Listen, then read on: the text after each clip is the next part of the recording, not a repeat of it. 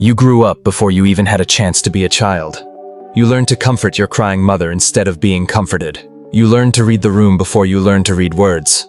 This video is for the ones who had to raise themselves while everyone thought they were just mature. You might not have had bruises or scars that anyone could see, but you carried a kind of heaviness that most adults never even name. It's called parentification, when a child is forced to become the adult in the room. Sometimes it means taking care of siblings. Sometimes it means comforting a parent who's breaking inside, or holding secrets that were never yours to hold. You learned early that love was something you had to earn through being useful, responsible, perfect. But deep down, you were just a kid, trying to survive in a world where no one else was steering the wheel. In this video, we'll explore the hidden signs you were parentified as a child, and how that shaped the way you see love, safety, and yourself. If any of this feels too familiar, stay, because what you'll hear next might finally put words to a story you've lived your whole life. Sign number 1. You became the peacemaker too early. When you were a kid, maybe your house was always tense. The air changed before the arguments even started, and somehow, you knew it was your job to keep everyone calm. You said the right words to stop the shouting. You changed your behavior so no one would get mad, and you believed peace depended on you. That's not maturity. That's survival. Children aren't meant to be emotional referees, but in parentified homes, you become the fixer, the one who smooths things over, even when you're the one who needed comfort most. And the hardest part? That role follows you. Even now, you might catch yourself avoiding conflict, apologizing first, or swallowing your truth just to keep things peaceful. Because somewhere deep down, your nervous system still believes harmony equals safety. If this hits too close, the next sign will show why your kindness was never about kindness. It was about survival. Sign number 2. You always feared disappointing others. Maybe you were the good kid, the one who never caused trouble, never asked for too much. You got straight A's, cleaned up without being told, and tried to be exactly who everyone needed you to be. But that perfection didn't come from pride. It came from fear. Fear that if you failed, love would disappear. Fear that your worth depended on how well you could hold the family together. Parentified children learn early that affection is conditional. They chase approval the way others chase safety, because for them, it's the same thing. Even as an adult, you might overthink every text, every tone, apologize for things that aren't your fault, or replay conversations in your head, wondering if you upset someone. That's not just people-pleasing. That's your inner child still trying not to lose love. And if you've ever felt guilty for taking a break, the next sign will explain exactly why resting feels wrong when you were raised to always be needed. Sign number 3. You feel guilty. When you rest never felt safe, did it? Because every time you slowed down, something bad usually happened. The dishes piled up, someone started yelling, or the silence just felt too heavy to bear. So you learned to stay busy, always helping, always doing, because movement kept the chaos away. That constant alertness rewired your nervous system. Even now, when you finally sit down, your body whispers, "You're being lazy. You should be doing something." But that's not laziness. That's trauma disguised as productivity. Your brain still thinks safety only exists when you're useful. That's why vacations feel uncomfortable, and doing nothing feels like danger.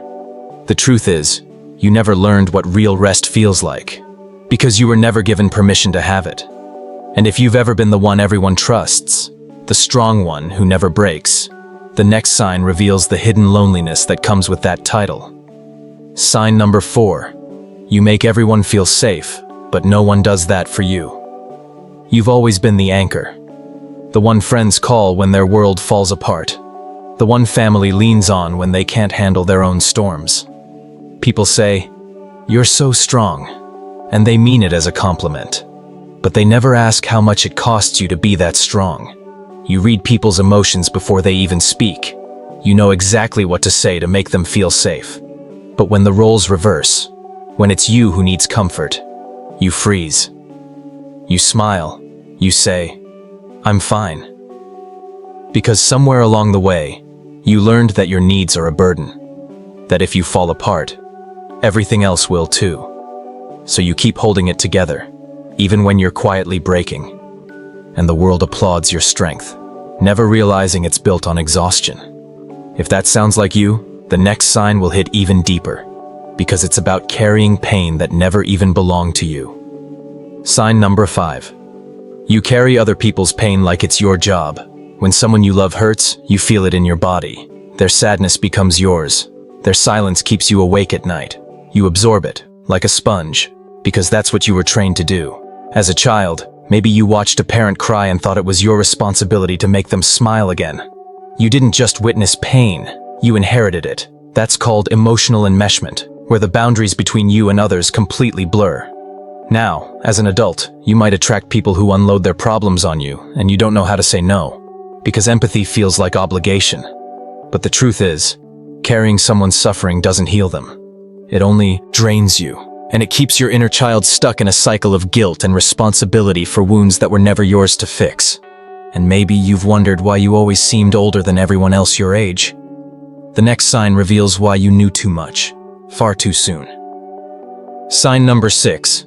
You knew too much too soon. You weren't supposed to know what betrayal feels like at 7, or what unpaid bills, depression, or heartbreak look like before you even hit middle school. But you did, because in your house, nothing was hidden. Or worse, you were made part of it.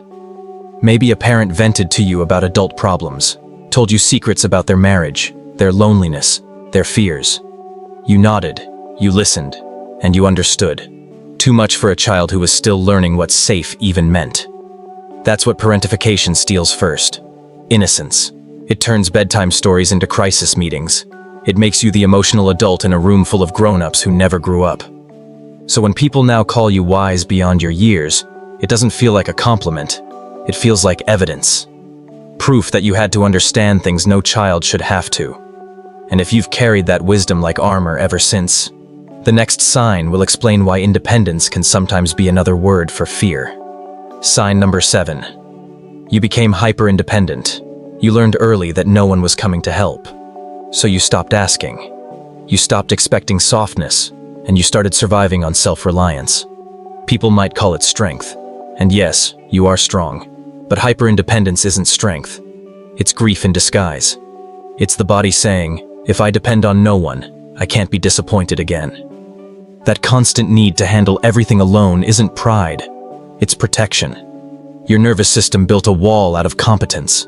You became the planner, the provider, the one who always has it together. But inside there's exhaustion that never gets seen. Even love feels confusing, because letting someone in feels like surrendering control. And for a parentified child, control was the only form of safety you ever knew. But if you've ever wondered why it's so hard to trust that people will stay, the next sign reveals how parentification can quietly teach you that love never lasts. Sign number 8. You struggle to believe anyone will stay. You tell people you're fine being alone, but deep down, you brace yourself for abandonment before it even happens. Because somewhere along the way, you learned that love isn't stable. It leaves when it's tired. It withdraws when you need it most. Parentified children often grow into adults who expect rejection as the natural ending of every story. It's not that you don't want closeness. You crave it. But connection feels like walking a tightrope between hope and fear. So you pull back when people get too close. You overanalyze their silences, their tone, their pauses. Every goodbye feels like a warning. Every distance feels like proof. That's the legacy of attachment trauma. A nervous system that confuses love with uncertainty. But here's the thing. It's not your fault that trust feels foreign. You were trained to prepare for loss instead of believing in safety. And yet, this story doesn't have to end there. Because the next part, the ending, isn't about pain anymore. It's about remembering something you were never allowed to feel. Peace.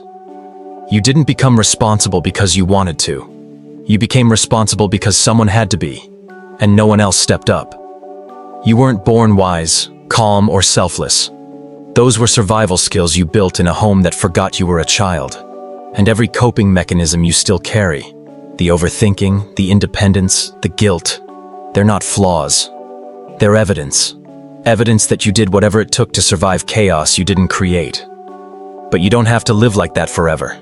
Healing doesn't mean forgetting who you were. It means giving that younger version of you the safety, softness, and rest they never got to have. You were never meant to raise yourself. And now, you don't have to anymore. If this video felt like looking into a mirror, take a deep breath. You're not broken. You just grew up carrying roles that were never yours. Share this with someone who needs to hear it.